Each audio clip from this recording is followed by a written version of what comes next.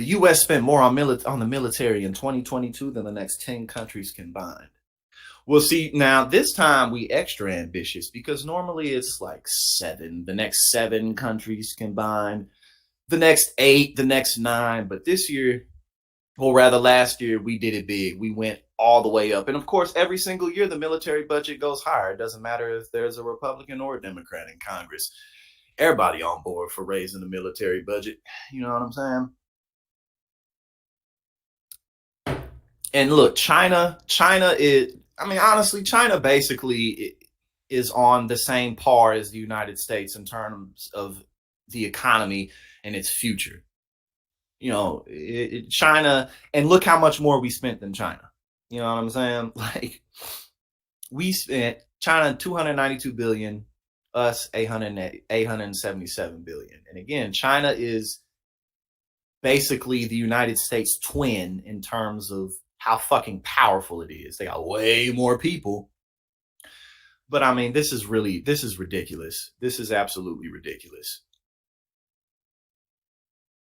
I mean, this can't be logically argued for. It really can't. This is fucking stupid.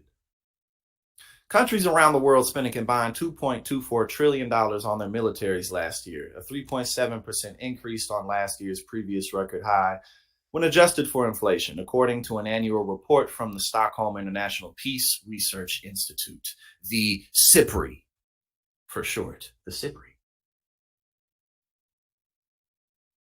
All right. Excuse me, sorry. Catching up with the comments a little bit. The big picture. Many of the biggest increases came in Europe as countries responded to Russia's invasion of Ukraine. The U.S. continued to top the charts, spending $877 billion on defense last year. That was more than the next 10 countries combined.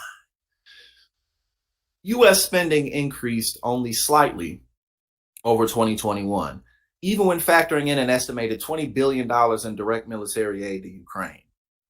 China's military budget grew by 4%. In Beijing's 28th consecutive annual increase, according to SIPRI's data. Russia increased its spending by 9% to $86 billion last year. Meanwhile, Ukraine, $44 billion, increased spending by a whopping 640% to move from 36th to 11th on SIPRI's annual list of the 40 biggest spenders.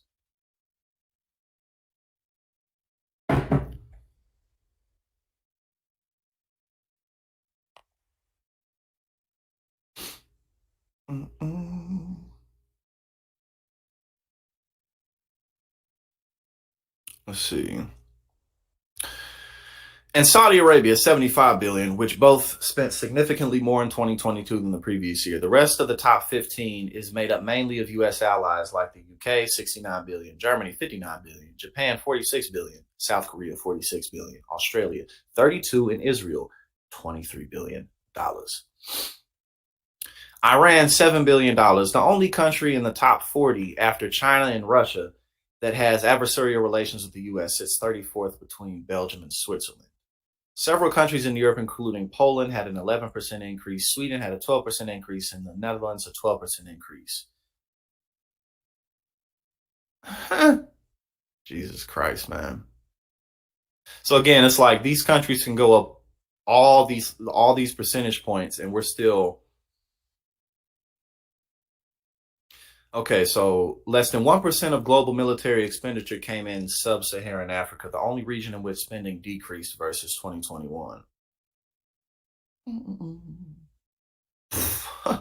The U.S. accounted for 91% of all military spending in the Americas last year, with other big countries in the region like Mexico with 0.6%, generally spending far less than the global average as a proportion of GDP. Global military spending has increased every year since 2015 and was 19% higher last year than 10 years prior. Adjusting for inflation, 3.7% real terms increase was one of the larger recent year-over-year jumps. And again, it's like, how can you argue that this makes any sense? The next, China's every bit as powerful as we are economically. I mean, they just are. Come on. And they spend this much less than us. Russia is fucking Russia.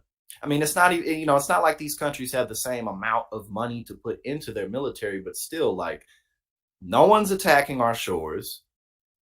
I mean, we're just stocking up on weapons.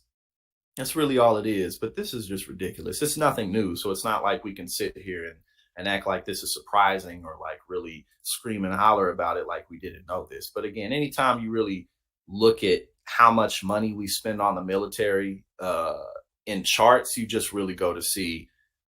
And again, it doesn't matter if there's a Republican or a Democrat in office. It really doesn't matter.